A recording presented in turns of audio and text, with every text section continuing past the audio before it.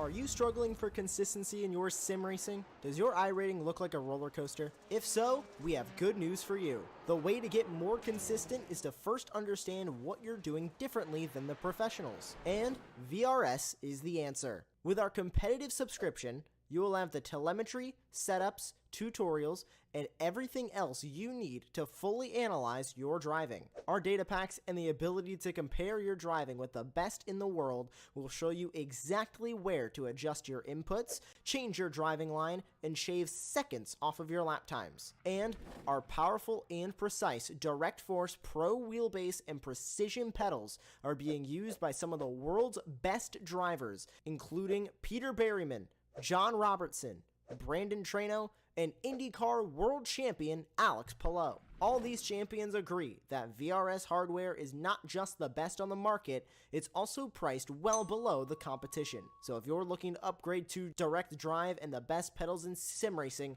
VRS is your answer. If you want to get better, get faster, and make it happen sooner rather than later, you owe it to yourself to find out why so many people are switching to VRS. You'll be so glad that you did. Visit www.virtualracingschool.com and learn why the best use VRS.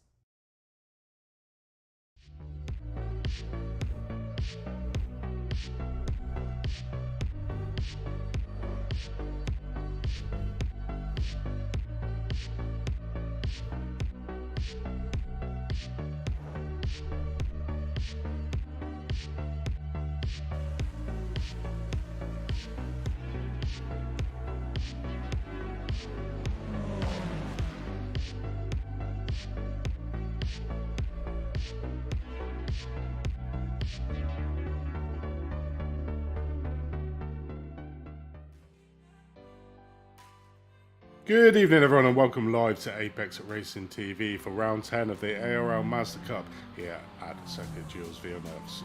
The Circuit Gilles Villeneuve is a 4.36 kilometer, 2.7 mile motor racing circuit in Montreal, Quebec, Canada, and it's a venue for the FIA Formula 1 Canadian Grand Prix. The Canadian Grand Prix was first held at the circuit in 1978, where hometown hero Gilles Villeneuve won for Ferrari. The Grand Prix quickly became a mainstay of the Formula 1 calendar, with a race taking place in Montreal for the next 30 years. Tonight we return to the last of the 60-minute race for this season, but what an iconic track to finish on the Circuit Gilles Villeneuve. It has it all: tight chicanes, fast straight, technical, slow corners, sweeping bends, and who could forget the Wall of Champions? Will there be a Mazda signing its name on the wall? I am Andy Thompson. I'm joined in the commentary booth with Adam Hatfield, and in the production box we have Luis Herrera. So, Adam, welcome to the last hour race of this season. Hey Andy, thanks for having me back in the box once again. I had a little bit of a holiday last week whilst you were at Spa, but glad to see we've not left all the classic circuits out just yet. We're back here at Canada, which is just a fabulous little circuit for us to be racing on. I'm interested to see the dynamics tonight, because this is such a stop-start sort of circuit, lots of chicanes and hairpins. Normally that breaks the racing up, but with so many long straights in these low-powered cars, I'm wondering if we're going to see the usual kind of pack racing we do get in the ARL Mazda tonight. I'm pretty sure we will do. You know, pretty much all the hour-long races and the tracks we've been to, not normally associated with the Mazda, but has produced some excellent racing, and I'm pretty sure tonight will be much of the same. Like you were saying there, Adam, you know, got some really long straights, so slipstreaming will be a big thing for these little cars. The corners are going to be really technical for the drivers as well. You know, the big thing about these Mazdas and where you get your higher speeds from is maintaining that speed around the corner in these cars. You brake too much in these cars, it takes an eternity to get yourself back up. So the drivers have got to be aware of all the tight corners that are on this track and make sure they take it as smoothly as possible to maintain that high speed and get them lap times in. So that's where this race, I think, is going to be won and lost tonight. Yeah, maintaining that speed certainly around the back half between sort of turns 3 all the way down to turn 9.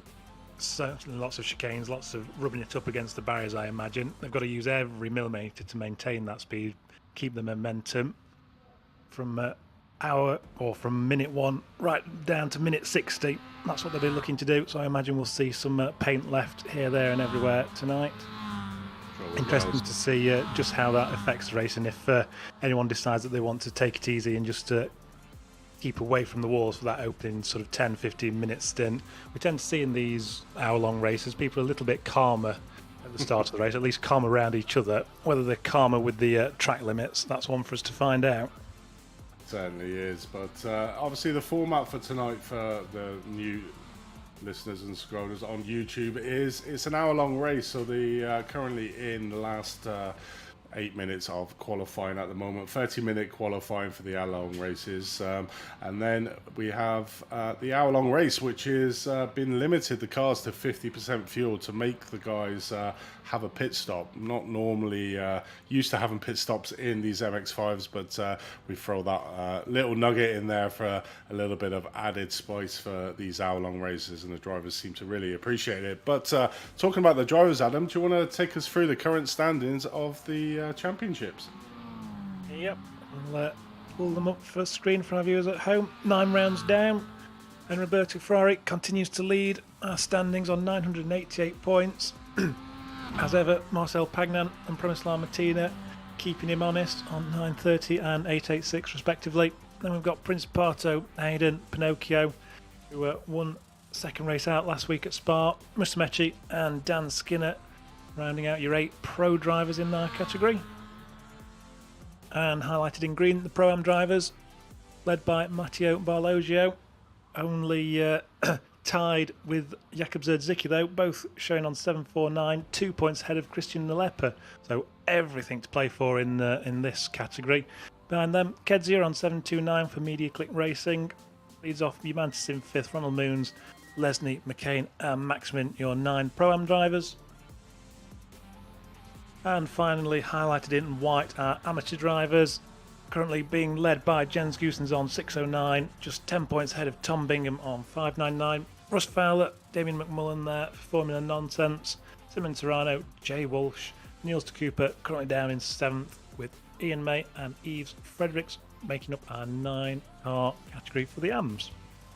Definitely, so really tight at some of them, certainly in the Pro-Ams and the AM category. Ferrari at the moment starting to extend his lead slightly. Pagnan was certainly keeping him honest, but this one's going to be a hard slog for Pagnan tonight because he's got a pit lane start, along with a few other drivers, Archie Thornhill, Yves Fredericks, Niels de Cooper, Christian Napella and Marcel Pagnan are all pit lane starters tonight, so they're going to have to fight their way through from the back of the field, so it's going to be a long day for them drivers, and 2 of them were at the top. Napella, who's 2 points behind the Pro-Am category, and obviously you've got Pagnan, who's second place overall in the pros, so it'll be interesting to see how them guys go through. But certainly looking at the track, I mean, the layout, it's really technical at the start there, Adam, from turn 1 all the way to turn 7. The turns just come thick and fast to these drivers, and that's going to be really where they're going to make a lot of time up out on track. Yeah, one thing I definitely do want to mention that's a feature of this circuit as well is the pit lane here. Obviously it cuts out the final chicane and the first 2 corners effectively, so we've got a pit stop in tonight's 1 hour long race. It's not going to cost them anywhere near as much as it would on a more traditional layout where the pit lane is normally a slower entry and runs the full length of the straight before joining back before turn 1. So I'm interested to see what the sort of time loss is here. The leaders might only come in for and lose a few seconds and be back out sort of in the mid-teens, whereas on a normal race night you'd expect them to take that pit stop, cost 30 or 40 seconds and be out right out the back of the field. So that'll be an interesting one tonight, and obviously it also plays in the hands of those drivers that you mentioned starting from the pit lane. They effectively get a little bit of a shortcut straight to turn 2 when they do come out of the pits. Definitely, and as we can see, we're currently into the last 2 minutes of qualifying. Ferrari leads out the field. It was Martina for a lot of this qualifying session, but Ferrari managed to put a lap in there, 153.934, and then you got 500ths of a second. Martina behind him in second. Musumeci, Ferrari's teammate, there in third, and then Paul Hayden in fourth. All covered by 0.4 of a second, the top 4. Then you got the top of the Pro-Ams currently in 5th place, Kezia, Pinocchio there in 6th, Ziki 7th, Principato in 8th, and Leading your arms is Tom Bingham, who's currently in 12th at the moment, 1.1 seconds off the Ferrari time. So we can see how quickly he goes. And these laps, I mean, this is quite a long lap round here. 1:53 we're seeing is the fastest time, down to around about 1:56 towards the tail end of the field. So it's extremely close on an extremely long and technical circuit. So the drivers out there putting in a good display here in qualifying. But like we said, we're into our final minutes of qualifying to see if anybody can pip Ferrari for that first place. Yep, drivers who are on a lap with less than a minute to go can just complete this one. Not many left out there, still set to beat their times as it stands. Oh, as we watch Pearman right up against the wall there. He's got a draft down to the start-finish straight, hangs right for the shortest line, goes across and doesn't look to improve there. No, just almost an exact replica of his previous time, 55.53, plays a 55.59 there. And go back to Russ Fowler now. He's not going to have time to finish this lap, I'm afraid. 30 seconds on the clock as it stands.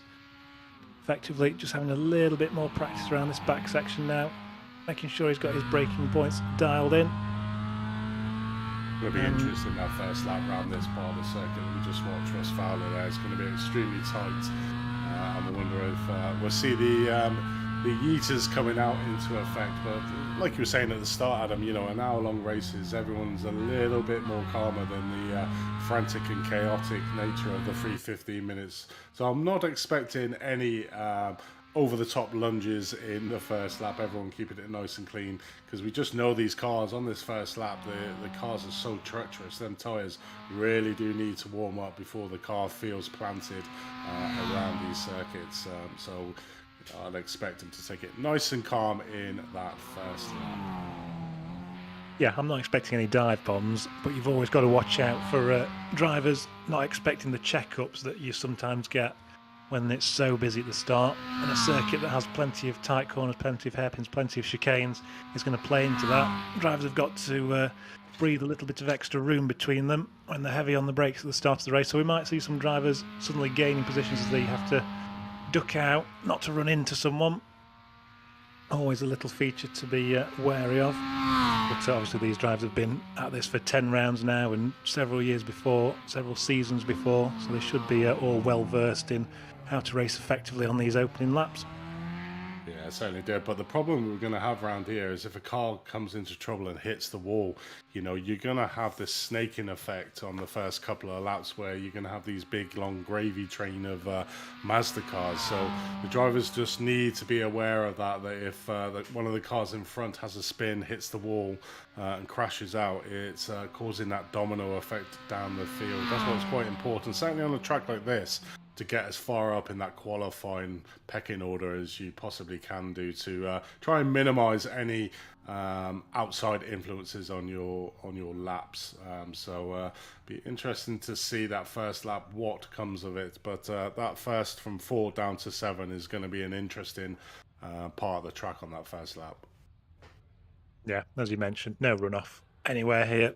Walls are always there, waiting to bite you if you get anything wrong, and potentially bite any drivers who get caught up in your incident. So drivers will have to be on full alert tonight, watching ahead of them as well as where they're going and where they're placing the car. Yeah, it certainly is. Obviously just waiting for some of the drivers. Must be somebody still out on track. Obviously that has tipped over the 30, but did give them the option to finish the last lap as long as they went over the start finish before the 30 minutes was up. It's obviously giving them that. So we'll wait for the drivers to all finish before they start getting gridded up for the 60-minute race we have ahead of us. So it's going to be an interesting one. Ferrari in his usual position, out on pole position. So it's expect him to be the man that everyone else is chasing. Just going to go over to the grid now, and Adam, I'll let you take us through the grid. Thank you very much, Andy. So Roberto Ferrari claims another pole this season, setting a 1:53.9 to lead away on our 1 hour race. Alongside him, Branislav Martina, just a matter of 0.05 difference there. Enrico Musumeci lines up third ahead of Paul Hayden in fourth. Bartolomej Kedzia is our first Pro-Am on the grid, qualifying in fifth place, number 112 for Media Click Racing. Ivan Pinocchio in sixth place. Jakub Zerdsky lines up seventh with Maurizio Principato joining him on the fourth row of the grid. Matteo Barlogio, our Pro-Am Championship leader, currently in ninth with Ias Mantis in 10th. Raphael Lesney lines up 11th ahead of our first AM driver Tom Bingham in the 285. 13th place claimed by Russ Fowler with Lee Shields in 14th. Jens Goosens lines up 15th with Tony Pearman alongside him. Damien McMullen in 17th. Ronald Moons, David Clasper, Al McCain in 20th. Jay Walsh back in 21st. Simon Serrano, the last of our drivers to set a time. And then following drivers with penalties: Marcel Pagnan, 23rd. Christian Leper, Niels de Kuiper, Ian May, Yves Fredericks and Archie Thornhill rounds out the 28 cars that will be participating tonight. Yeah, definitely. And good evening split there between the pros and the pro-ams in the field. Pretty much all the pros at the front and follow on. So looks like we have got the classifications on the whole pretty good. But certainly watch out for the AM battle between Tom Bingham and Russ Fowler. We've had some interesting races off them two drivers throughout the season. Let's have a look. The lap times at the front, Martinez come on really strong in the second half of the season. So, and as we saw there, 500ths of a second between himself and Ferrari in first place. So I expect them to be quite close together. But there's a big gap between second and third, 0.4 of a second. But it's going to be interesting start as the lights come on here at Montreal, getting ahead of the 16-minute race. So they are underway, coming down the right-hander, slight right-hander coming down into the second turn in, although you probably wouldn't say that was the first one, but Ferrari managing to get out in front, but Martinez tucked up nicely behind him. Musumeci there in third. Paul Hayden and Kedzia all round out your top five at the moment, all staying where they are. Oh, as we said, that Kedzia managing to move up, but Paul Hayden gets the position back, so his status, well, at the moment, Aris Gimantis managing to move up 2 places from the grid up to 8th place. The biggest mover on the thing, Alan McCain at the moment, up to 16th, up 4 places from where he started, same with Simeon Serrano. So all relatively nice and clean, and no real incidents at the moment. Through the tricky part of this section, the first half up to turn 7, is pretty much corner after corner, but all the drivers keeping it nice and clean as they go through there, as they head out off the back straight for the very first time. So very clean there, Adam. Yeah, there was a few sounds of little bits of panel bashing in the background I thought I overheard, but it doesn't seem to have been anything major. Certainly everyone still pointed in the right direction. Our first 22 cars away in a pack as they are. And, the remaining 6 drivers out of the pit lane. I'm sure we'll join them at some point just to see exactly where they are relative to our leaders. And as I say it, there we are. There's Pagnan coming through turn 9 now. The trail end of the lead 22 cars is just going through the hairpin, so he's probably got about 7 or 8 seconds gap. Oh, and as if by magic, the little track map shows up on the in the top right corner as well, just to illustrate where they are on circuit. Someone appears to have had a very bad start. I don't know if that was a pit lane start. Yeah, it was Tom Driver Bingham back in 28th place. It's not De Kuiper, is it? Is that Pagnan all the way back there? Yeah, it's obviously coming out of the pits, they will be slow, but one person that has had a terrible start is Tom Bingham. He was obviously leading the AMs, so there was a slight incident on the first lap. He's currently down in 21st position, just behind Jens Goosen, his main rival. Really needs to get in front of Jens and make his move to claw back that 10-point deficit at the top of the AMs at the moment. But yeah, so pretty much bad start for Tom. He was up there in 12th place in the top of the AMs, and looks like he's come a cropper somewhere out on track. I wonder if we can get a replay of what happened there on that first lap, Luis, if you can find it, and we can see what happened to Tom. And by magic, here we go. So coming off the line, just the first corner, a little bit of a movement in front. I think that's one of the Furious Racing team. Coming around the second corner, gets a slight tap and gets spun around, and unfortunately a little bit of carnage. I think that's Jens Goosen's, Tom Bingham and Damien McMullen involved in that. So I missed that one on the first lap. Yeah, I mentioned hearing a little bit of panel bashing, didn't I? It looks like it was a little bit more than just that. Tom Bingham taken for a ride, unfortunately. 3 wide into the first corner, it did not work out for him. I think luckily for him, he has taken Jens Goossens with him, so the title rivals are right next to each other. I imagine they'll spend the rest of this race fighting it out, trying to gain a few positions back to their rightful places. Watching Kedzia at the moment, alongside Zerdzicki. Zerdzicki, race 3 winner last time out at Spa. Looking for another podium finish, I imagine, tonight. But he's going to have to work his way past Kedzia and then Hayden. And then join up with the front 3 as well, who I think are getting a little bit of a gap out front. Just starting to put the hammer down as we approach the wall of champions, boys. 2.2 into that corner is treacherous in any car, even if it's a slow car. But obviously Kedzia there just backing off and letting Pinocchio through on there, not biding his time. There's still plenty of time left in this race to go, so didn't need to put it all on the line going into that corner, and didn't want to be the first one into the wall of champions in this race. Yeah, I imagine that'll be a feature of tonight. Too wide down into the final chicane.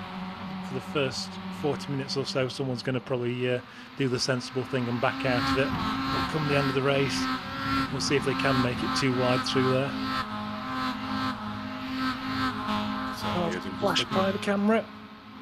Yeah, just looking on the timing tab, looks like Damien McMullen's been involved in a crash along with Jay Walsh, so I'm not sure what that was. So let's have a look at that. Coming again down through turn number 1, coming into turn number 2. Does he try and plunge on the inside?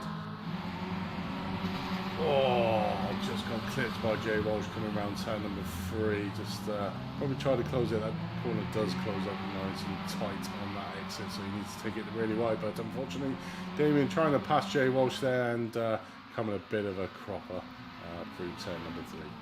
Yeah, that was a little bit of a lazy incident, wasn't it, that one? They had plenty of opportunity to leave themselves some space there. McMullen could have run it in a little bit wider. Jay Walsh could have backed out. But in the end, neither wanted to give anything up, and so they've both lost out. As we mentioned, drivers recovering from the pit lane as well. So Napella and Pagnan drive by through there, so they'll be glad to pick those positions off nice and easy. They'll have some harder work later into the race, as we're watching Russ Fowler at the moment. Deep in the draft of Shields ahead of him. Lee doesn't offer any defence at the moment, and Russ is going to take that inside line down to the chicane.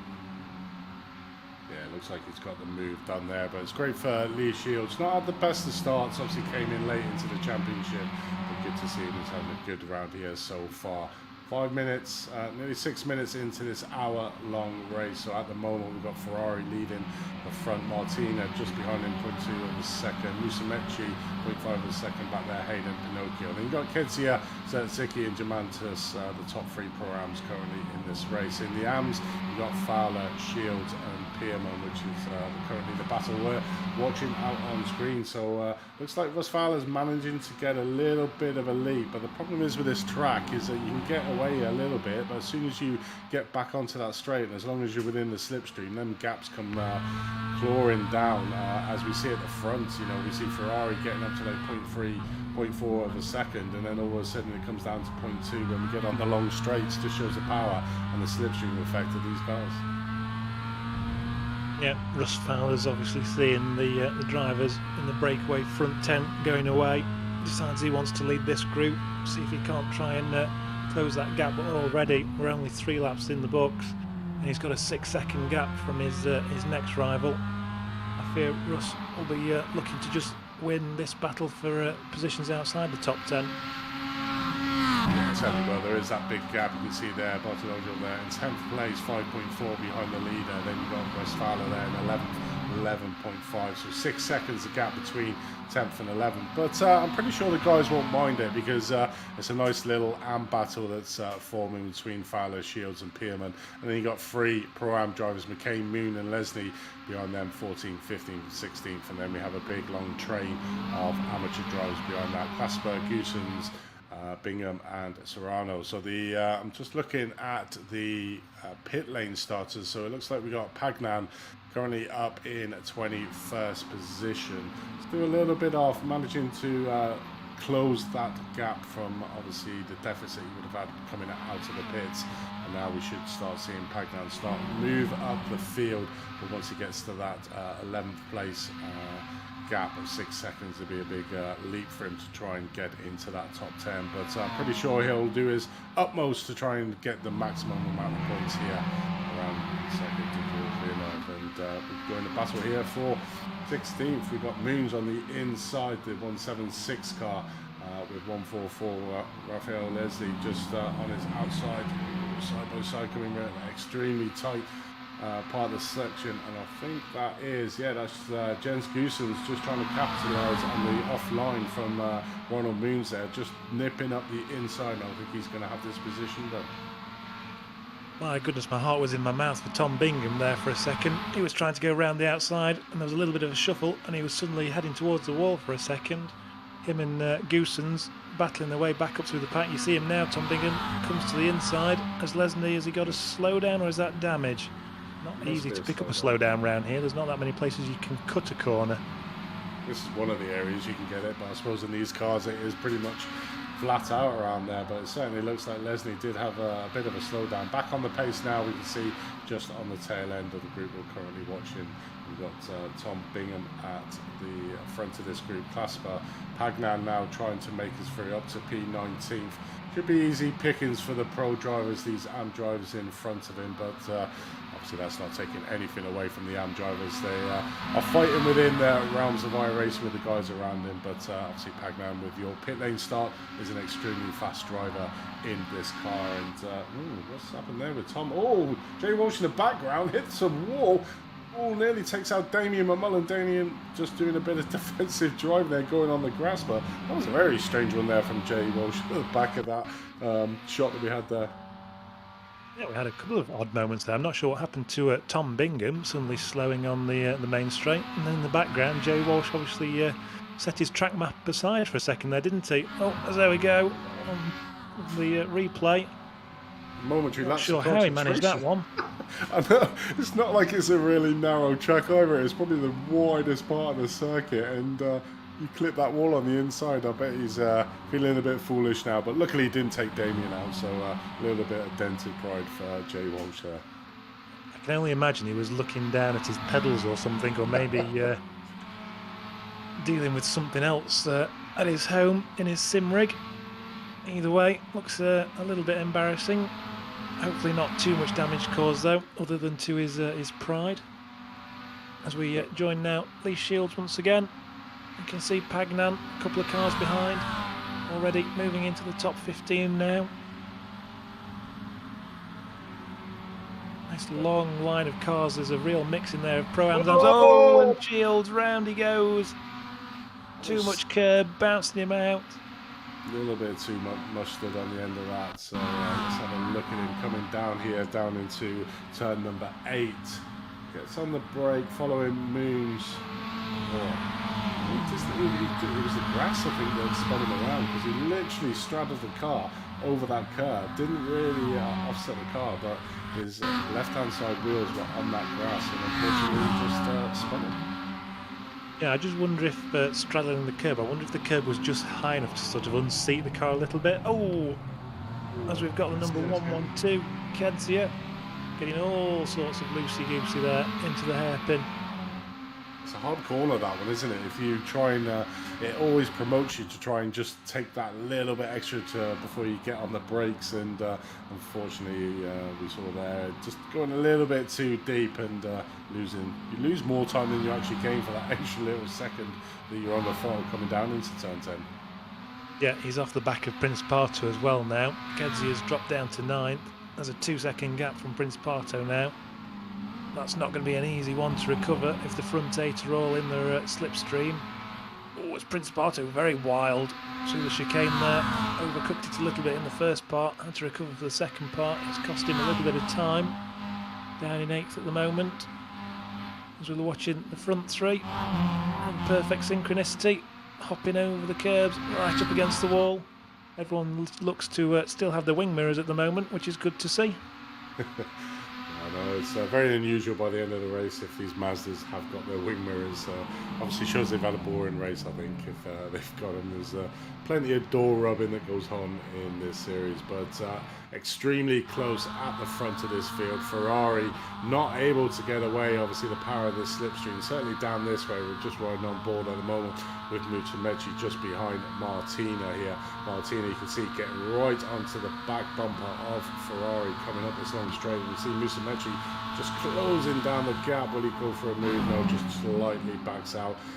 It's pretty much status quo, but you know, whatever sort of gap Ferrari can make around the technical part of the circuits is sort of neutralised as soon as they get on the long straights.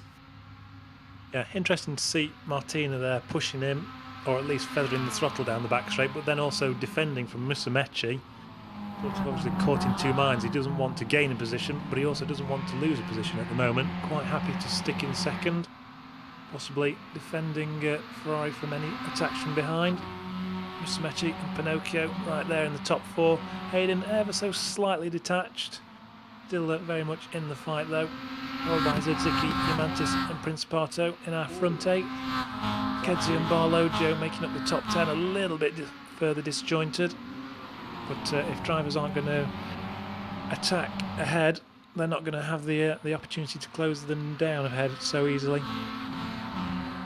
Definitely not, but Martina has certainly had a change of fortune. You know, we were saying at the start of the broadcast, or just before Adam, that Martina, if he was on the form that he's been in the second half of the season, he would certainly be up there with Ferrari and Pagnan at the top of the pro standings. He's had an exceptional change of fortune in this season, and obviously coming on really strong, winning quite a few of the races previous to this one. Obviously had a bit of a bad start which put them out, but that's the joys of these cars, isn't it, as we watch Kezia here battling it out with Principato in 8th place, taking the corner a little bit wide. There is Kezia, and just managing to get ahead of the 1-2-4 car there, Matti Bellagio there behind him. But we'll have a long slipstream coming up the last long straight before the pit entry and the Wall of Champions. We haven't seen anyone go into that wall yet. I'm a little bit disappointed. Yeah, sorry Andy, I think we've had some issue from Principato, haven't we? It was two drivers off the back half a lap ago. Now Principato's joined them, so whether he's had a little bit of a slide somewhere or cut a corner, but he's suddenly 4 seconds behind Diamantis, who he was keeping on the back of prior to whatever incident's taken place. I don't know whether we'll be able to pick that up just to see exactly what's gone off for the number 23. But back in the latter stages of the top 10 now, these three, they're very much disjointed from the front 7. You see that Bella there is on the timing towers had a crash as well, so obviously he is only 2 points off the Pro-Am title. So we'll have a quick look at what happens to him. Oh, it looks like it's Tom Bingham that might be involved in this, diving down inside into the outside. That's very disappointing off track there from La Bella. Yeah, I would hardly call that a crash, unless it's good. We join the battle back here for 8th place, currently headed by Principato. Lost a little bit of time to Diamantis ahead of him, and as we see, Diamantis just taking Zedziki for that in the 6th place. But Principato's got Kezia and Bartologgio there behind him for company. Bartologgio off the back is starting to lose a little bit of ground over these two, but they've got a little bit of ground, and they need to work together here to try and get up onto the back of Zedziki into P7. So got a little bit of working together. They should be able to do it with this slipstream effect. But to join back down to Tom Bingham in 18th place. Seems to be in a lot of issues at the moment, going extremely wide there, giving the line to Serrano, who says thank you very much, I'll take that.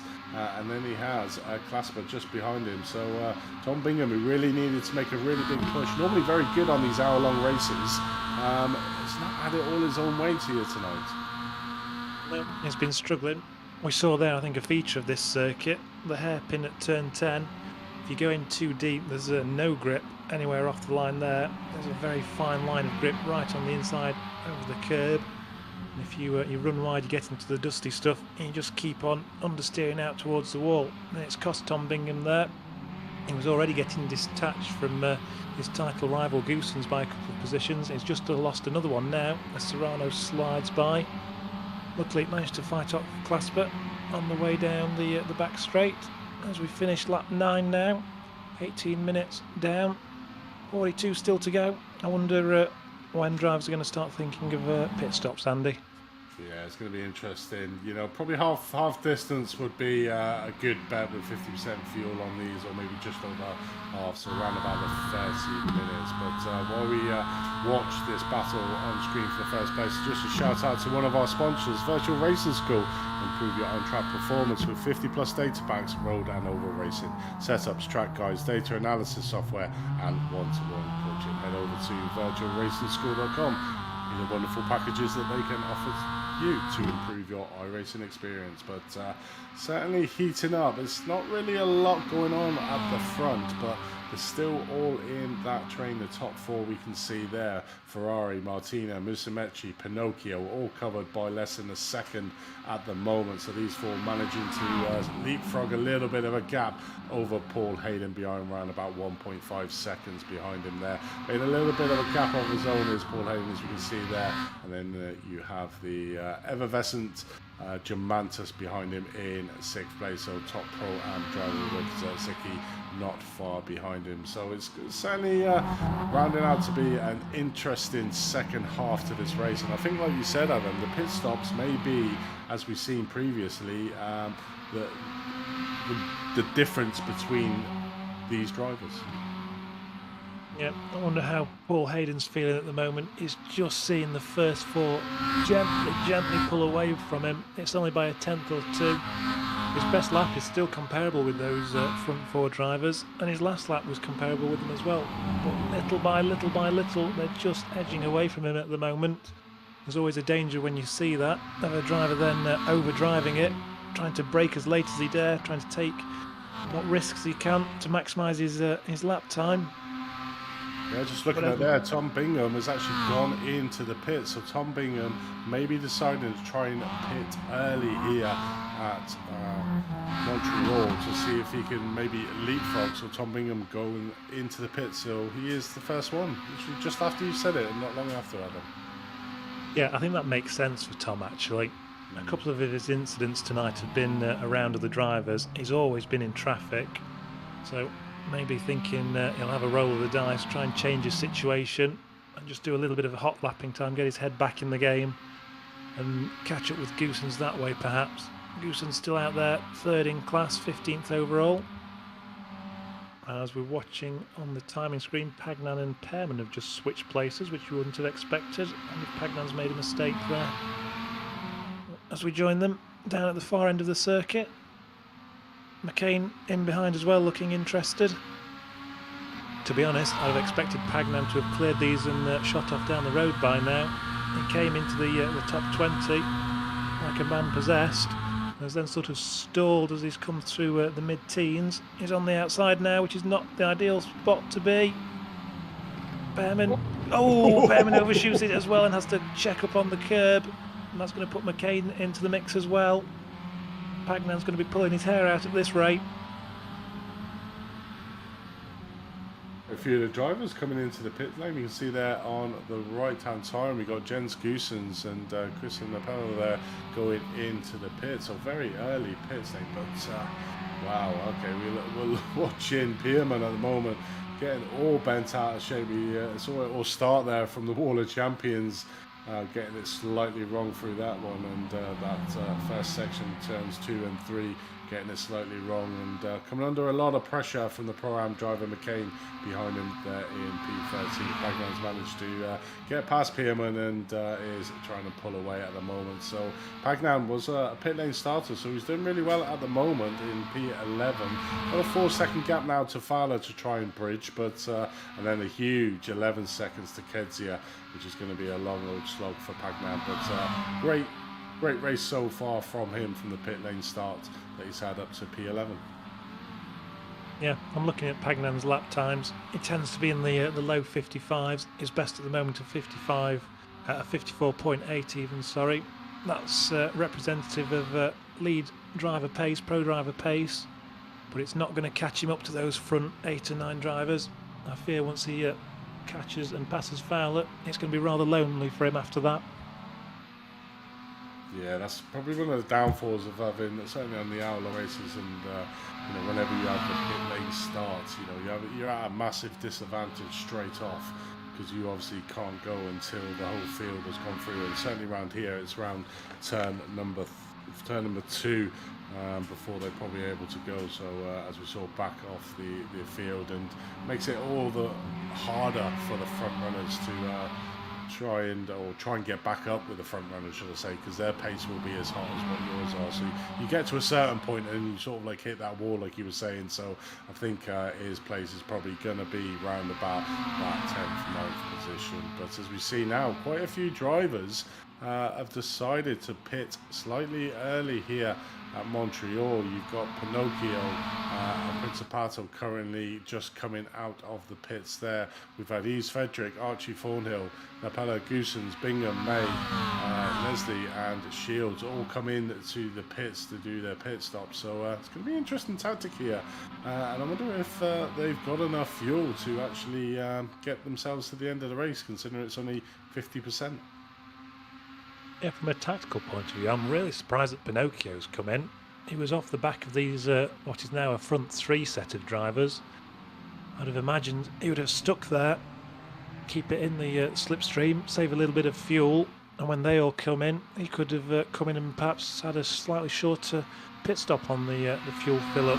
But obviously he's decided to go a different way, maybe thinking that drivers are backing out a little bit too much when they're in the slipstream, and he wants to see if he can't set times of his own that would rival the leaders. Meanwhile, speaking of rivalling, we've got side by side at the front, Martina and Ferrari, and Martina straight down into the pits. Wow, yeah. They are coming in early, aren't they?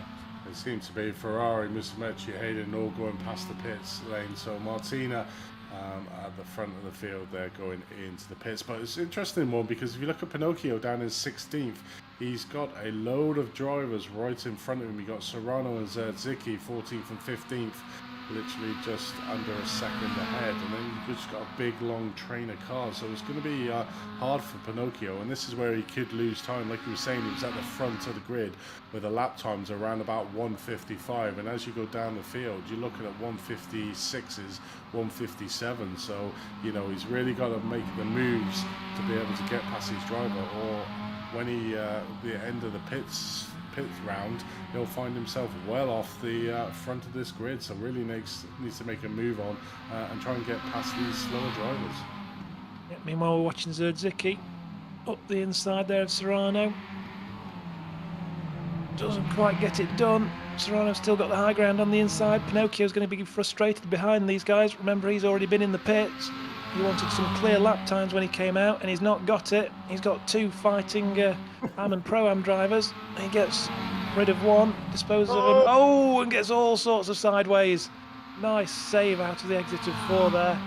Unfortunately, it's cost him any chance of challenging Serrano through these next few corners. And it's definitely going to cost him in terms of lap time, which is not what he wanted.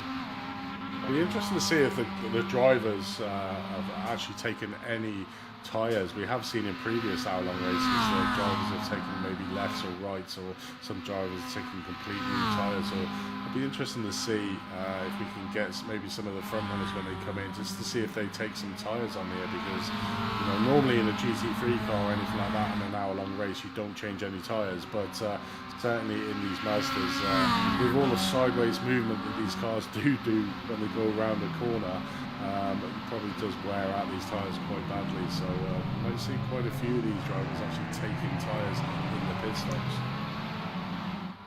Yeah, it's the front 3 have once again spurned the opportunity to pit. They've gone round for another lap. Obviously now working together. Oh, in fact, no, sorry. Pagnan's in the pits. Pagnan obviously 6th place he managed to get up to, but will obviously go further down the field. Did start off pit lane, so done a cracking job as we see him start moving down the field. Now been to P8, P9th.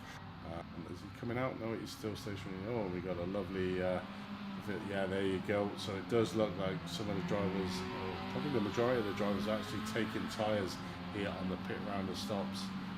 So these Mazdas not used to going around these rather long circuits, used to the short 10-minute races, and these tyres sadly can't handle their own for an hour-long race, so all changing their tyres, it looks like. Yeah, it was all 4 tyres for them as well, wasn't it? It wasn't a matter of 2 tyres and getting out of the pit lane a little bit quicker. It was all 4 tyres.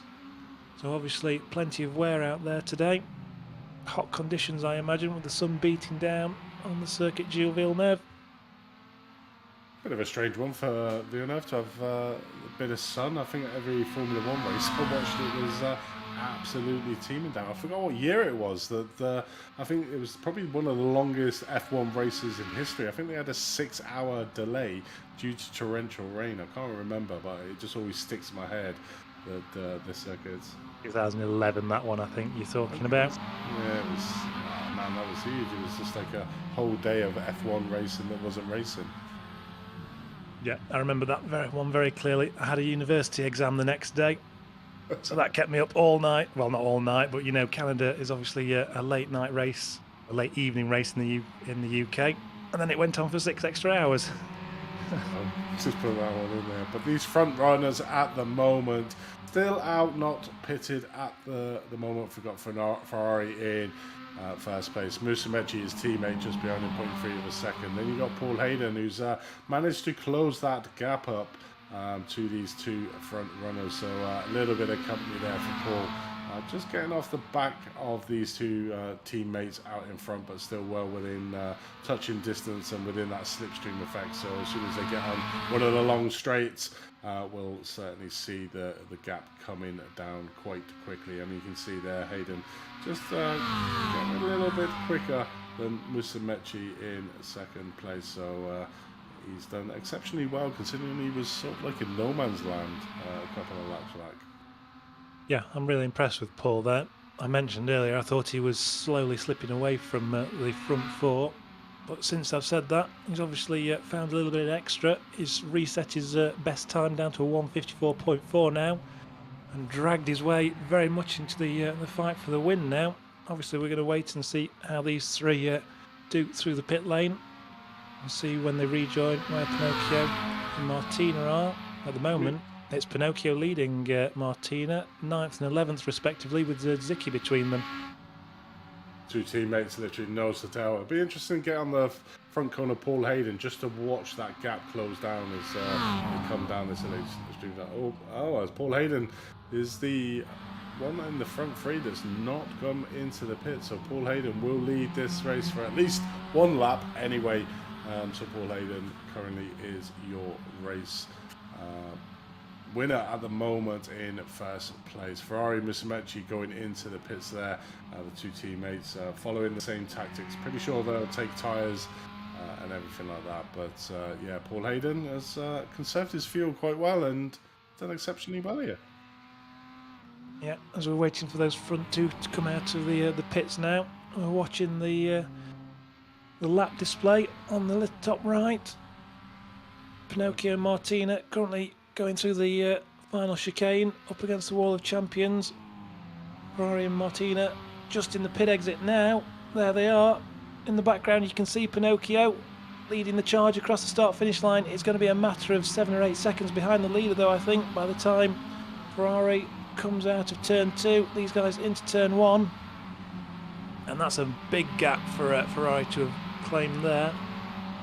Definitely, we did say that he was caught up in a lot of traffic, but also Musumeci was right behind Ferrari coming into that pit lane, as all of a sudden got a 3-second gap between himself and Ferrari. So obviously either took a little bit too more fuel or was a little bit of sleep coming off the exit, but Ferrari just flew out of that pit and has managed to get a decent lead, as he normally does when he comes at the end. But I really don't know how he does it, getting such a lead at the end. But I wonder if we'll see Paul Hayden come in on this lap. Yeah, he possibly could do. So we'll have a look, see if he comes in. Our current race leader, Paul Hayden, still yet to pit here at the moment, but there he goes flying into the pit lane. So it'll be interesting to see where he could, because if when we saw the last picture with Ferrari and Musumeci, they were stuck up behind some Pro-Am drivers, so that may be affecting their lap time. So Paul may have just done a stroke of genius, as he had pretty much a clear lap. If he's put in a decent lap time, he could actually be out in front of this race. Yeah, Ferrari took just 56 seconds to transfer the pit lane, a couple of seconds faster than any of his rivals. So that's where he, as we saw, got all his advantage. Oh, side by side, McCain takes over Moons into the final chicane. Leaves Moons a little bit disorientated through the chicane, and Ferrari's going to pop out. We're looking to the right as well. We're watching Hayden. Hayden still looks to be stationary. Just Ferrari. moving now. Going to be close between himself and Paul Hayden. Not that close, it'll be with Musumeci. Oh, he manages to leapfrog Musumeci in the pits.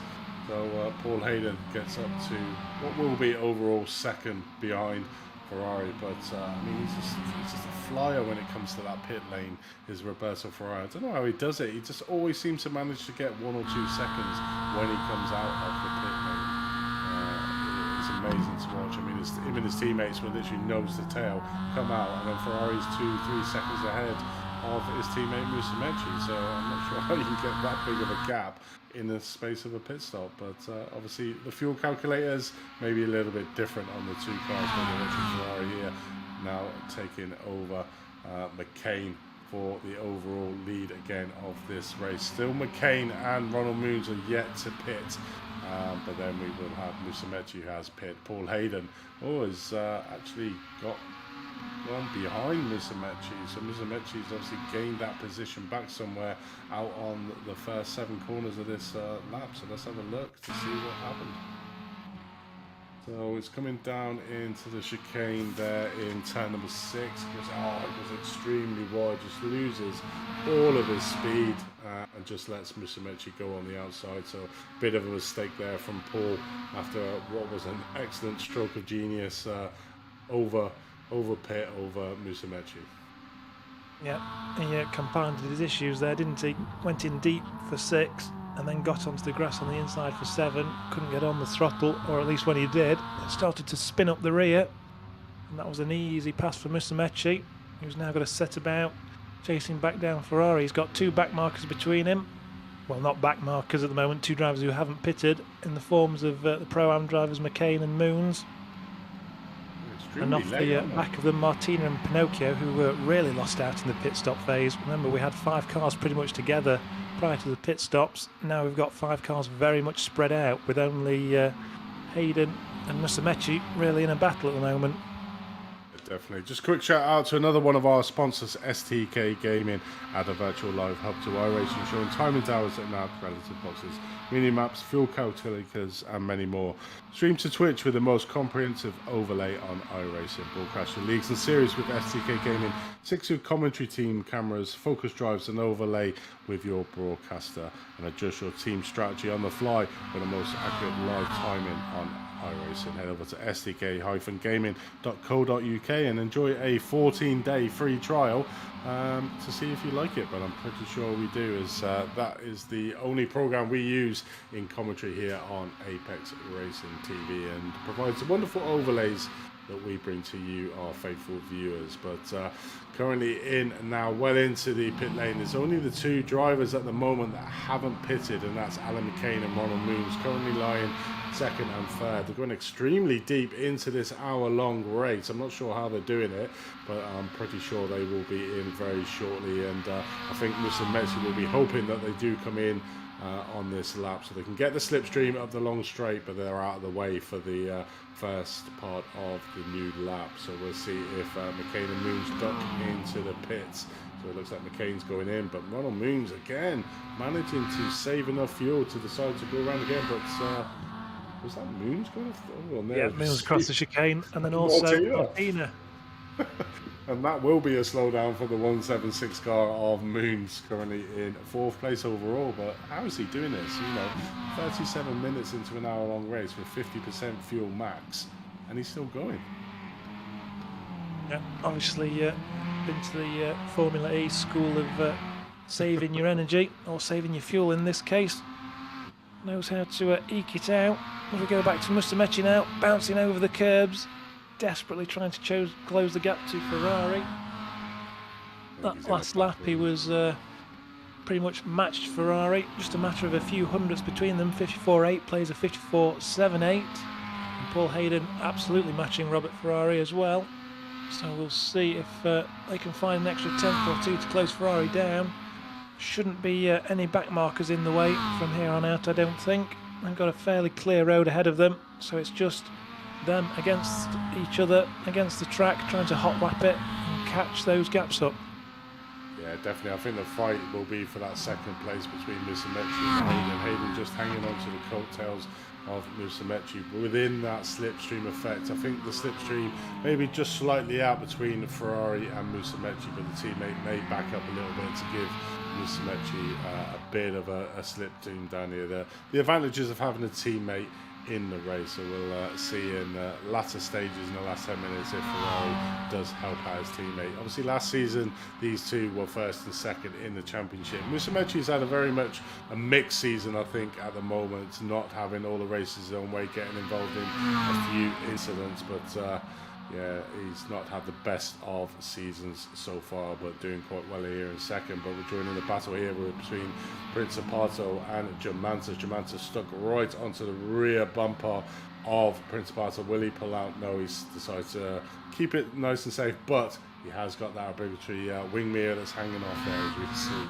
Germantus coming through the wall of champions, so extremely close to that wall, but none of them have this hit. But slightly disappointed there.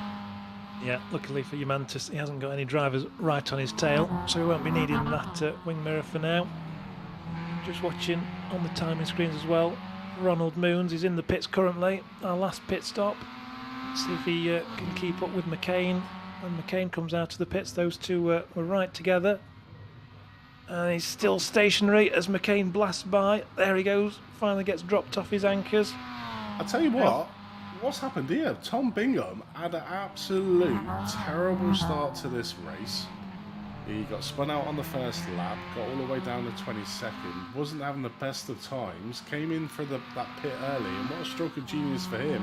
And he's currently leading the AM Championship, so what a change of fortune for Tom Bingham at the moment, currently in P14th. Obviously, it'll be yet to see if he has enough fuel to get to the end of the race, but if he's gone to that Formula E school of racing, I'm pretty sure he has, but what a change of fortunes. Yeah, we mentioned, didn't we, that he might be trying to roll the dice and do something different when he came into the pits so early, and it absolutely has worked a treat for him. Obviously got out into some fresh air on his own, managed to refocus, set some times, and now he's leading the AM category. Russ Fowler right in behind him, obviously wants something to say before the end of the race and snatch away the victory from him if he can. But Goosens, another 3-4 seconds down the road, we might just catch him in the background there. Oh, as we focus on him, yeah. That's a real switch around. Goosens look to be flying away in the AM category. And suddenly it's all switcheroo and Bingham's leading away.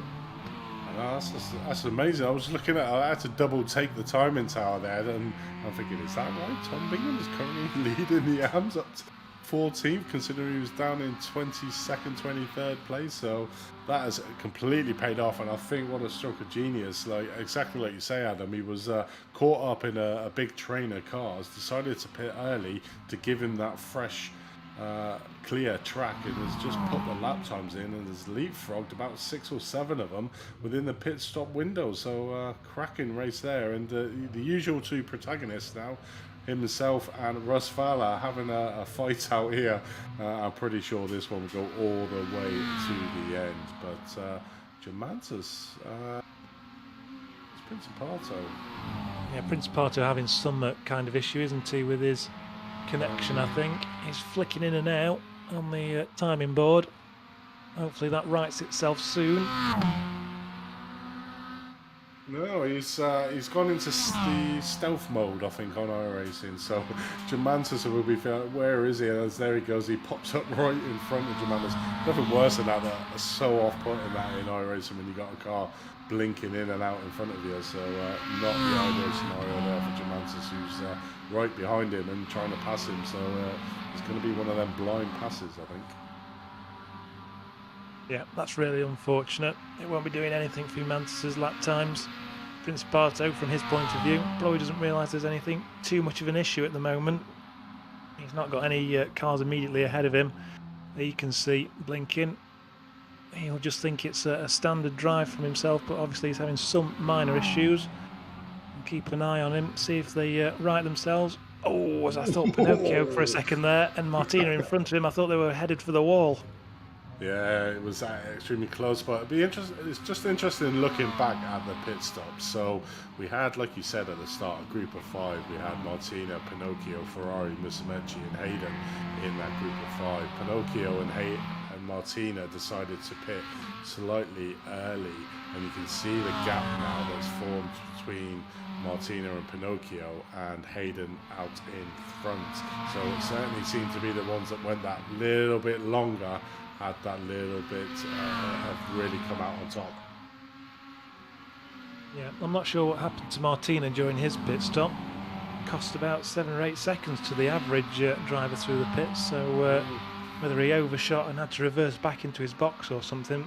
But the only reason he's not with the lead group is because of whatever happened in that pit stop. The other driver to mention, Zerdzicki, 3 seconds quicker than everyone through the pits, including Roberto Ferrari, which has me thinking perhaps doesn't have enough fuel to get to the end there. That's one to keep an eye out for as we enter the last 10 minutes of the race. And Bingham, who pitted pretty much 20 minutes into this race, 55.7, so relatively on par with a lot of the drivers that went probably around about a couple of laps more than Tom, so it's going to be interesting to see where they all line up with fuel at the end. But you know, it's at the moment it's been a great race, and it's certainly the pit stop has thrown that spanner in the works that we normally come to see on these hour-long races, and it certainly seems to be, it certainly paid off for Tom Bingham coming in super early, but didn't come off for Martina and Pinocchio, who's detached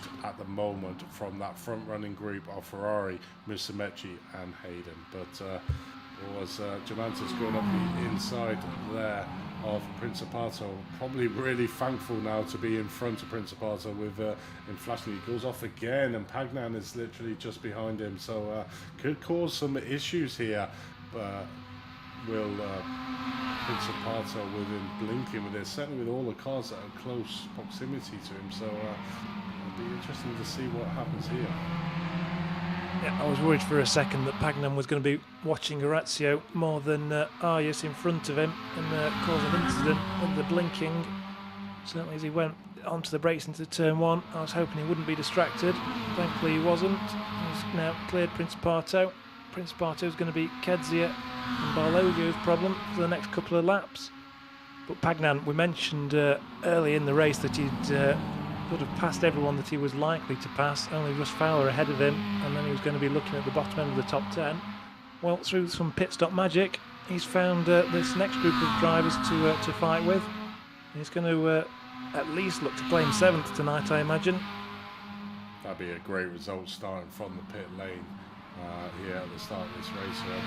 An exceptional guy, but you would expect that from Pagnan, being second in the pro driver, really pushing Ferrari hard on quite a few of the races in this season, so we would expect to be on a massive charge from the back. I wasn't expecting him to be as far up as he currently is, but never rule out Pagnan when it comes to the Mazda Cup. He is certainly a very quick driver and does have now Germantis in his sights, well within that slipstream area.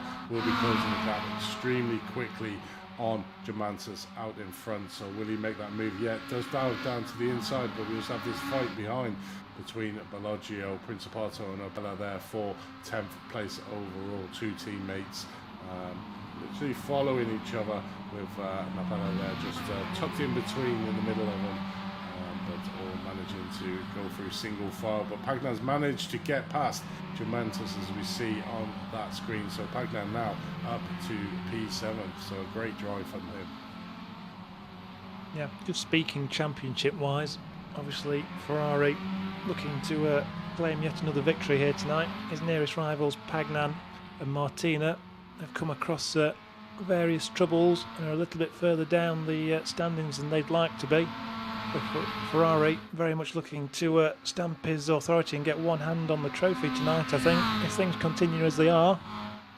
In the Pro-Ams, Zerdzicki looks to be taking an advantage home tonight.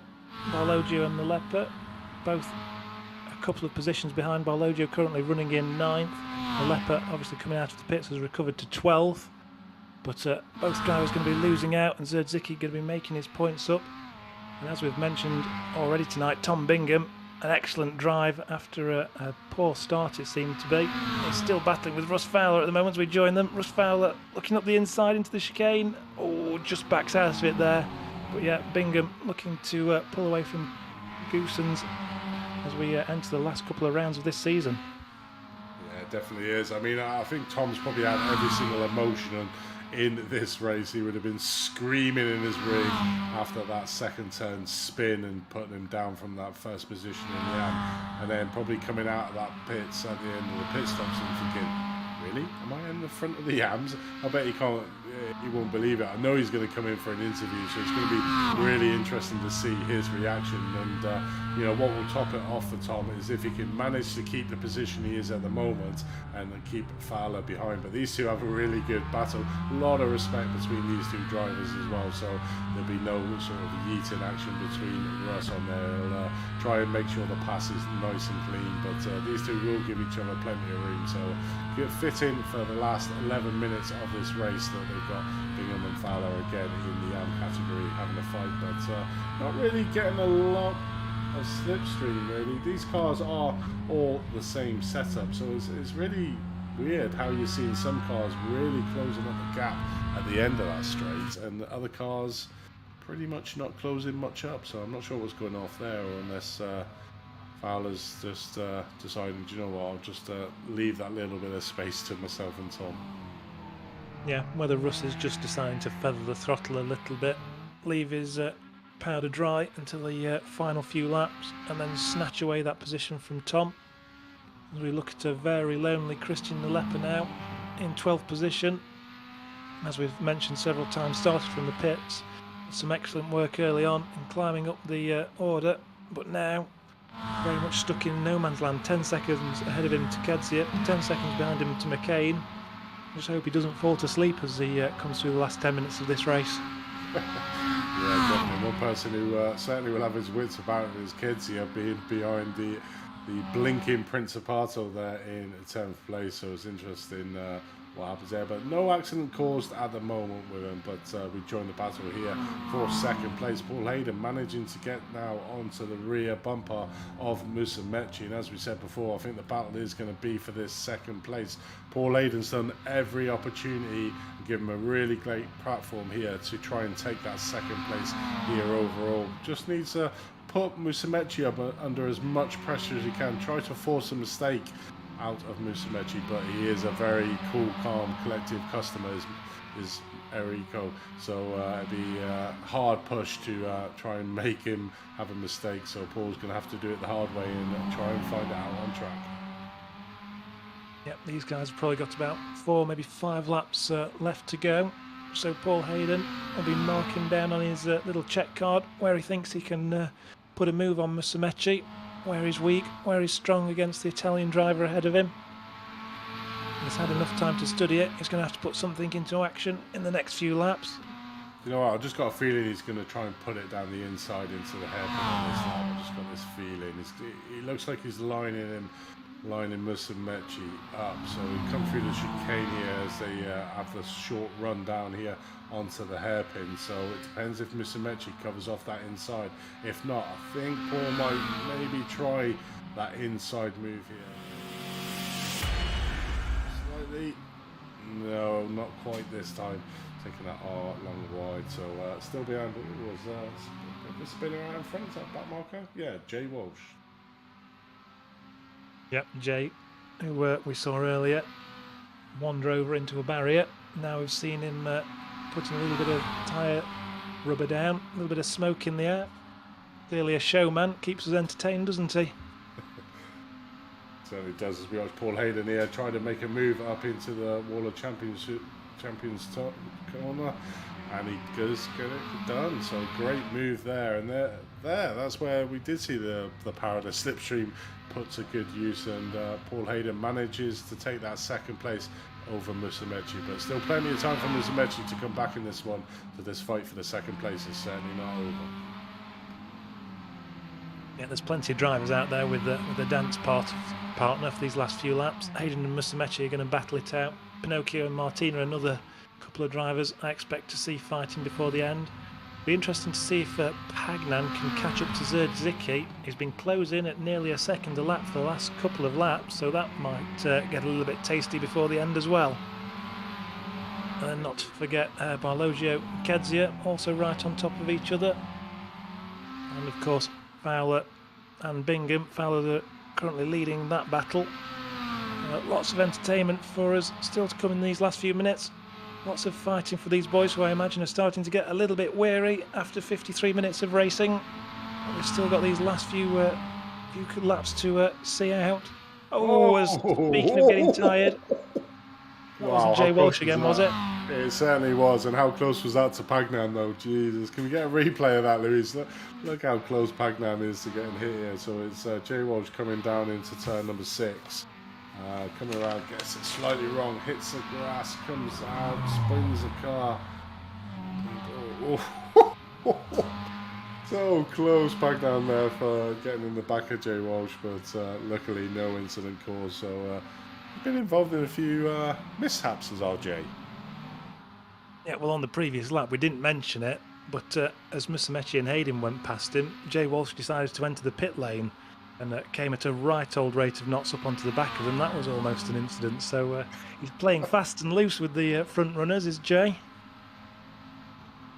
Probably thinking that he wants to be there, and that's where he should have been from his mishap.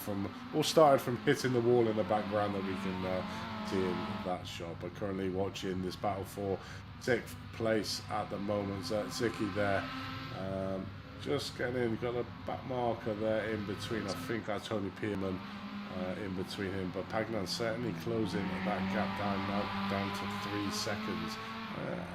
And I think he will catch him. There's still 5 minutes left of this race, so probably about another 3 laps left to do. So certainly you might get onto the back of Zicki there, and that'd be a great result for Pagnan starting in the pit lane. But this battle out in front, as you were saying, Adam, another battle going out, a little pocket battle between Martina and Pinocchio here for 4th place overall. These two were on the back of the front runners, but unfortunately decided to pit too early and got caught up in traffic, which put paid to them. But certainly having a good battle between them, and nice interesting view there of the inside of Pinocchio's rear right suspension as well. Yeah, there's getting close, and then there's getting inside the car with the driver you're battling in front of. Martina obviously giving him a little bit of a push down that short straight. Is he going to push him again now? I imagine this is almost intimidation tactics from our Polish driver in 5th place, hoping to snatch away 4th before the end of this one. I'd just like to see inside Pagnan's helmet at the moment. I imagine his eyes are absolutely fixed on the back of Zerdzicki. He's got 3 laps to go, chasing him down at his 2nd lap. I imagine every straight is banging on the top of the dashboard as well. Just give me a couple of extra horsepower. Certainly is. You can see the gap there. It's not big at all, and Zerdzicki will be looking in his rear view mirror saying, can I hold off? And you can see there the timing difference, literally 1.4 seconds on lap 26, 1.6 on 25, so them 2 laps really done a lot of damage. 0.8 on 27, only 0.2 on 28, so maybe Zerdzicki saw behind that Pagnan was catching and thought, I need to get a wriggle on here or else I'm going to get overtaken here for this well-earned 6th place at the moment for Zerdzicki. But yeah, it's going to be a tight one for him and Pagnan is just chasing him down. Got like a target bullseye on the back of his car as Zerdzicki, and Pagnan's certainly trying to hit it at the moment. Yeah, Pagnan's just set a 54.9 there on that last lap. Is the only driver in the 54s at this point. Absolutely maximising it. Every corner is over the curbs and into the grass, it seems, as he chases every last little tenth. Zerdzicki, I imagine, is getting nervous. In this situation, the best thing you can do is tape over your wing mirrors and just try and keep your eyes forward. Well, that's a lot easier said than done. Certainly is. I mean, look at that gap now. It's just coming down. Like, you know, it's just plummeting the time difference between their Pagnan really on a charge here. That 154 in that last lap really cut into the lead that Zerdzicki had over Pagnan, and now it's just over a second between the two, so we'll be in slipstream, so we'll get onto the back of Zerdzicki by the end of this straight coming up now. So Zerdzicki, unfortunately, succumbing to the speed and power that Pagnan has possessed in that Mazda, but you know, he can still play defensive, and that's, I think, all that Zerdzicki can do now to try and keep Pagnan behind him. Yeah, we are on to the last lap now as well, I think, as the clock ticks past 58 minutes and a handful of seconds. These guys are taking about 2 minutes to do a lap. As Ferrari starts what must be his last lap then, Hayden and Musumeci are fighting across the line, side by side. You see the white flag? There's no white flag at the moment, so might have another lap, I don't know. He would have gone over the lap under the time frame, so we'll have to see. I didn't see a white flag there, did you? I imagine it must be. There's only a minute left on the clock and we're barely into the first third of the lap. By the time they come round, it'll have definitely passed a minute. So these are your last chance, boys. Musumeci and Hayden fighting it out. Pinocchio and Martina, they've been separated now. Pinocchio suddenly pulled a 2-second gap. Oh, is Tom Bingham's in the pits? Oh, Tom, are you in the pits? He's dropping down the fuel. order. It's the fuel, isn't it? It's got to be the fuel. He obviously clearly didn't have enough, so it'll be a splash and dash. Even if he comes out where he's at the moment, as he starts coming down the timing tower, P17th. So look, it looks like he didn't take enough fuel there on that pit stop. So the trials and tribulations of Tom Bingham's race here at Canada. It's trials and tribulations, but Roberto Ferrari, 6.8 seconds is lead over Musumeci. I mean, the guy is a machine when it comes from after the pit stop. He almost like taunts drivers and says, you know what, I'll let you stay with me till the round of pit stops, and then after that I'm just going to put them pedal to the metal, and you're not going to see me from dust. And again, 6.8 seconds ahead of his teammate Musumeci here, and is this the final lap? Yep, checkered flags out. He weaves across the start-finish. Ferrari claims yet another win tonight. Even time to do some showboating. The battle. Yeah, Musumeci takes that second place, but Paul Hayden done a great fight there to take that fair dive. Pinocchio gets the fourth. He was fighting extremely hard with. Who was he fighting with? It was. Martina going slowly. Martina's out of fuel, you know. Oh, as drivers come across the line side by side. That's Prince Pato Martina. Oh, just gets a level. Nothing worse than that, is there? Just running out of fuel on that last run up to the line and just watching people just go past you. Watching Russ Fowler. He's going to take home the AM victory tonight. 13th place overall. McCain in behind him, Pro-Am driver, going to claim 6th in that category. But the spoils for the AMs go to Russ Fowler. A race-long battle, it seemed, with Tom Bingham. It was cut short as Tom took to the pit lane. Goosens is going to be very happy, coming home in 16th. Bingham is actually going to come home 18th overall, you know. He's not going to lose that many points to Goosens as we watch Claspers, 17th overall.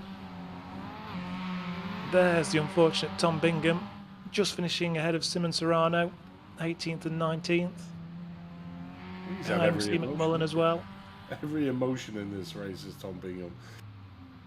Highs, lows, highs, and then finish off on a low. But I think he'll be happy overall with his P18, considering all the effects that have gone on in that race. But yeah, so he loses a couple more points to his rival, but only 2 rounds left, so he really does need to have a decent round next round out at Hockenheim, or else it's certainly going to be all over for Tom Bingham in that amateur championship at the moment. But your race results here, and Adam, over to you.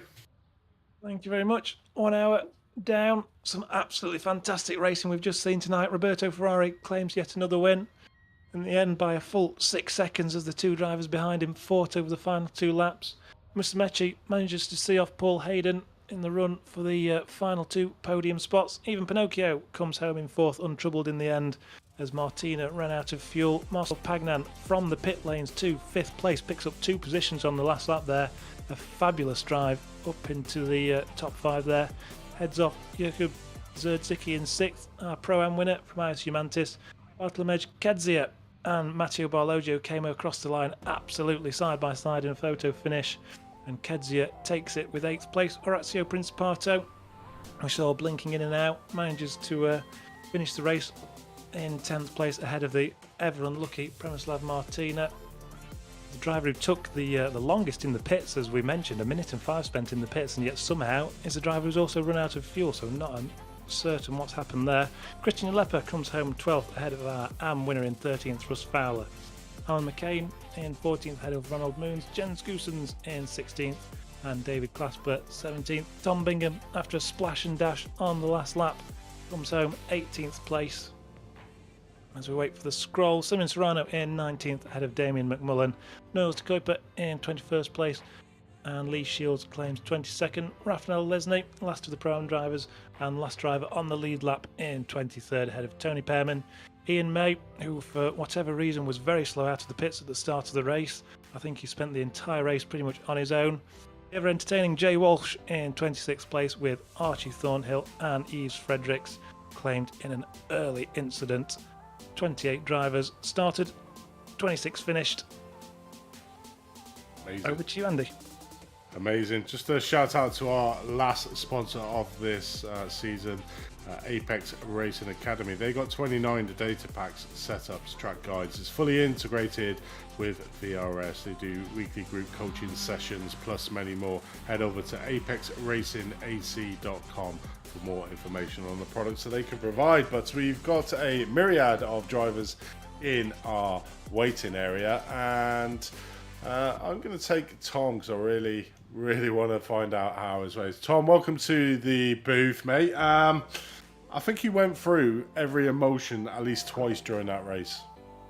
Oh god, yeah. It's what can you do? Turn 1, getting taken out, and then Jens got taken out as well, and then he had a spin. So I caught up and then got in front, and then I was desperately trying to save fuel. And I was coming up to the last lap with 0.7 of a lap remaining. So I couldn't risk not getting any points, you know. It's not worth the risk of not finishing at all. So I only finished a couple of places behind Jens. It just makes it a bit tighter now for the remaining rounds, unfortunately.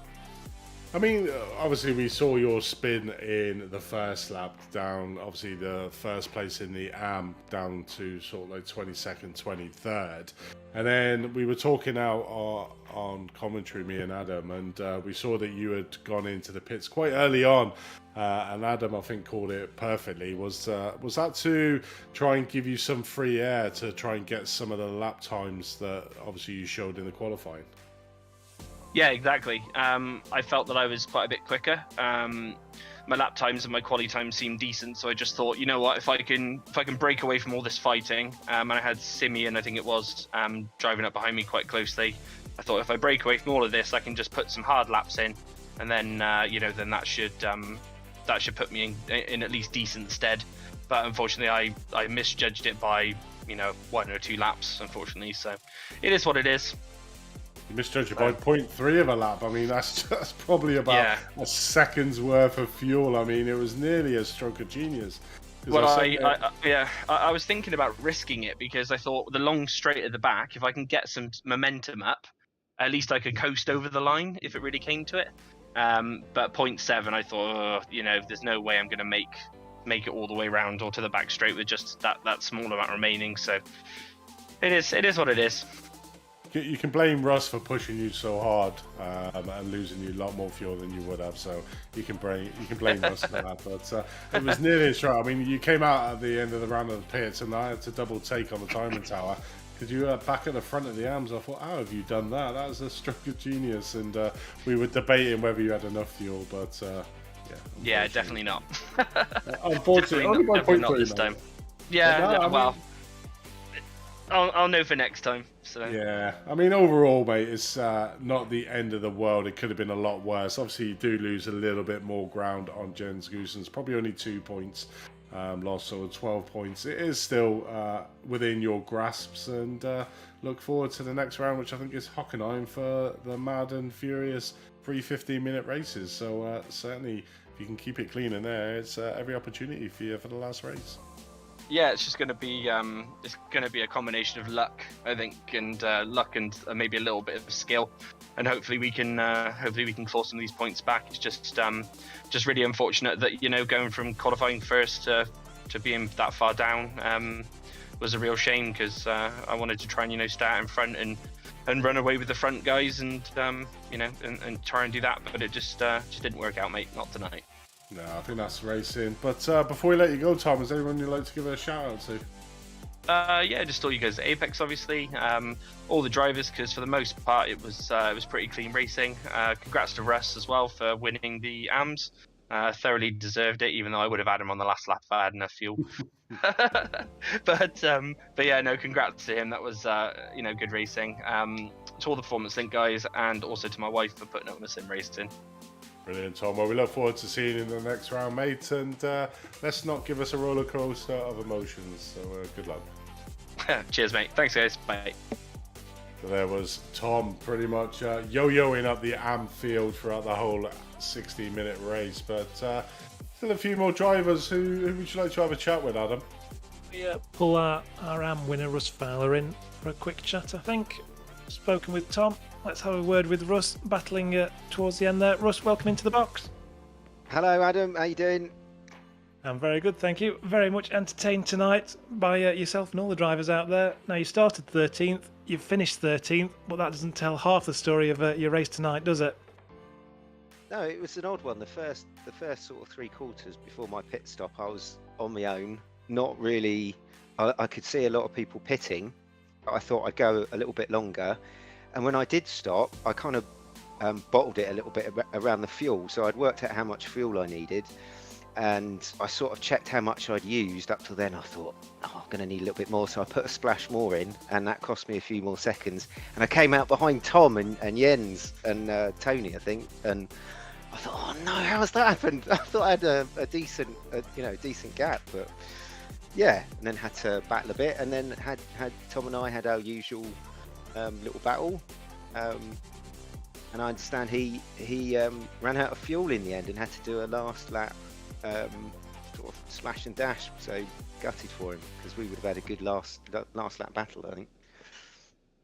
Yeah, just looking at your pit lane transfer time, you spent over a minute in the pit lanes, so clearly you did put a little bit of a safety margin in there. Most drivers got in and out within sort of 57, 58 seconds tonight.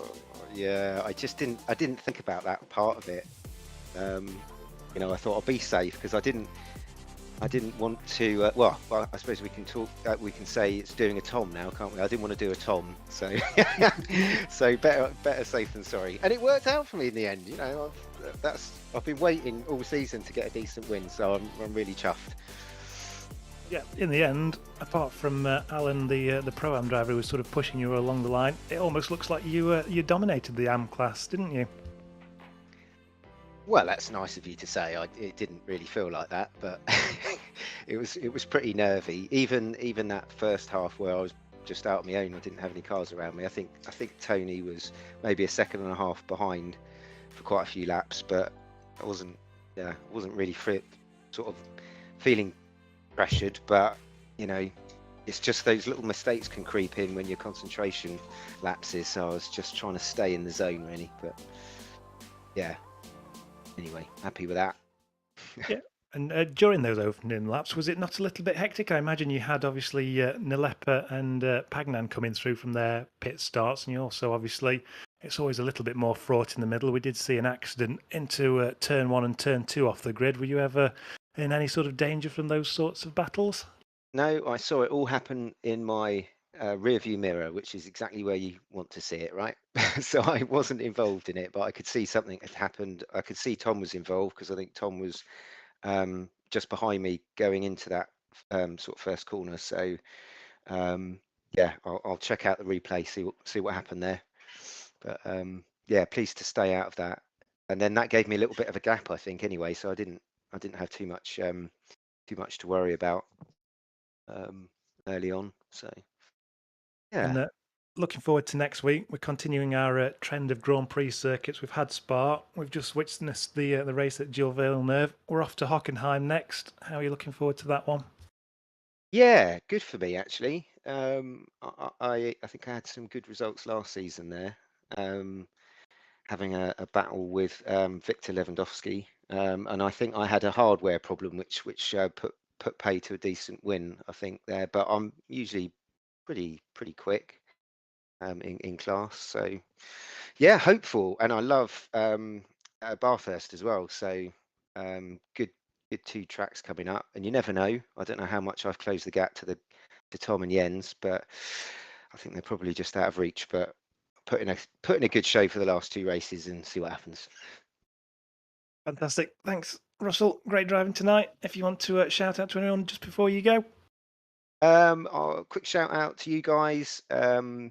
Always a great job. I always watch the replay the next day. It's always very entertaining. So thank you very much for all the effort you guys put in. And as always, my wife and my kids for putting up with hours of practice. So yeah. Lovely. Thanks very much, Russ. Thanks, Adam. Cheers. Hey, there was Russ Fowler, our AM winner here tonight at Second Jules. We'll quickly get Paul Hayden in because he had an exceptional race today. So welcome to the commentary box, Paul. Great day at the office for you, mate. Not as good as I'd like it to be honest. But it was a fun race. So I wanted to stay in the train, save fuel, and I saved a lot of fuel.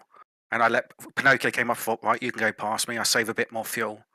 And then I saw them, Musumeci and Ferrari go in the pits. I'm thinking, right, I'll do one more lap, I'll go in the pits. And then I forgot to unclick the box, so I filled up an extra 3.5, 4 litres. Otherwise, I would have come out in front of Ferrari. He would have obviously overtaken me, but at least I would have been fighting for first and second rather than second and third. Yeah, definitely. I mean, we saw it at the start of the race, and you were losing a little bit of ground on the front 4, but then you sort of found your mojo, got your speed back, and like you said, obviously saved enough fuel to, I think you did 2 laps extra than Ferrari and Musumeci, I think it was. And yeah, you came out just ahead of Musumeci, but he managed to take you. But you had a great battle with him for that second place, and it was really close all the way up to the line there. So, to get the third place, still place on the podium is going to be good for you. Yeah, I spoke to Enrico as well, and he made the same mistake, forgot to take fuel. Because we're letting Ferrari lead the train, he obviously was going to have to take a lot more fuel than the rest, but we both messed up. But that's what it is, isn't it? Unfortunately, in a fuel-saving race. It is. It's that added thing, isn't it? How have you found this is the last hour-long race that we have got on the season calendar? How have you found the hour-long races compared to the normal 3 15-minute races? I think the 3 15-minute, everyone's a bit like a headless chicken, thinking, if I don't do something now, I'm out of it. Where if you've got an hour, you've got a lot of time to come back. So it's kind of like staying out of trouble. I'm surprised no one gets disqualified by getting 20 incident points. I don't know if anyone did tonight. No, they didn't actually. I don't think we've had a drive-through all season. New drivers have been keeping it on the whole clean, or literally just on the cusp of the 20 drive-through penalty. But you're being done. We've got Hockenheim next, mate. How are you faring for that one? Back to the 3 15-minute splash and dashes. Yeah, it's going to be fun. Obviously, you know how I moan about track limits. That track limit down at the hairpin, it will get abused, I'm sure, with people making overtaking moves. But yeah, I'm looking forward to it. I think I'll do okay at Hockenheim.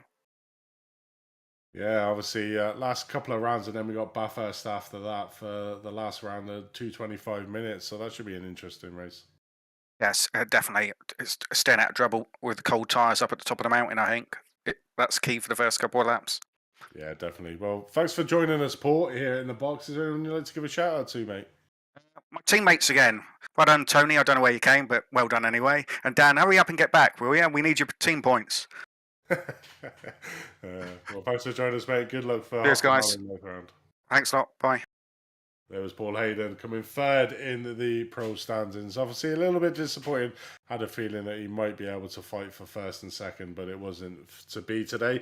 But so he took the last spot on the podium. Been a great race, Adam. And last one of the hour-long races. We've got the three 15-minute races next week in Hockenheim, and then the 25 minutes at Bathurst. There's going to be an interesting last 2 rounds of the season.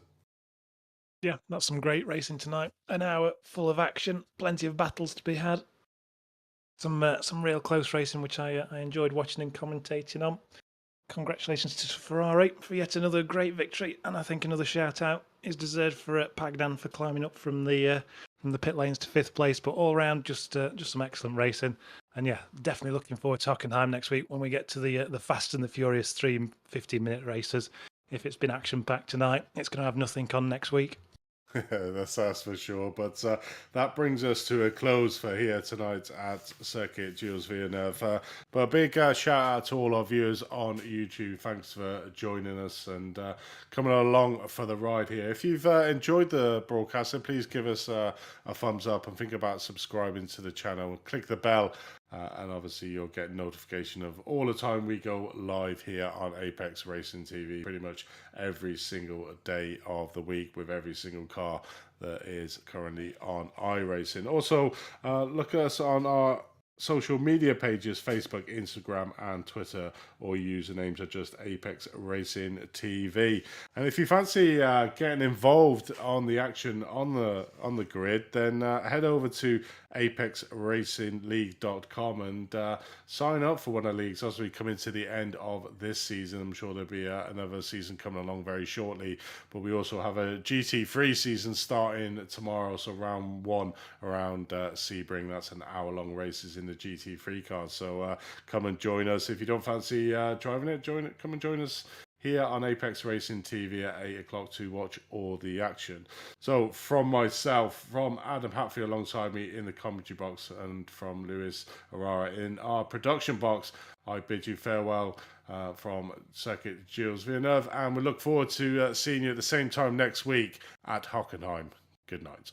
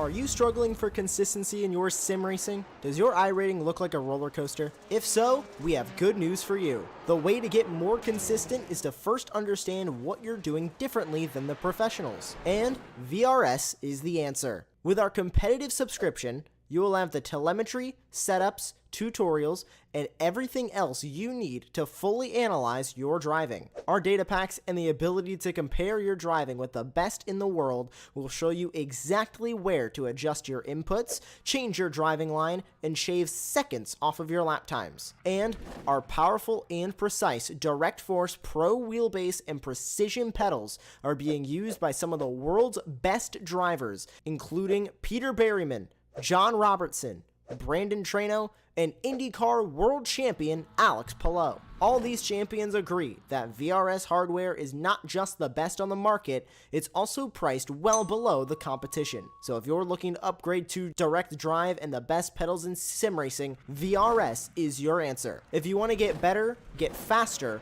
and make it happen sooner rather than later, you owe it to yourself to find out why so many people are switching to VRS. You'll be so glad that you did. Visit www.virtualracingschool.com and learn why the best use VRS.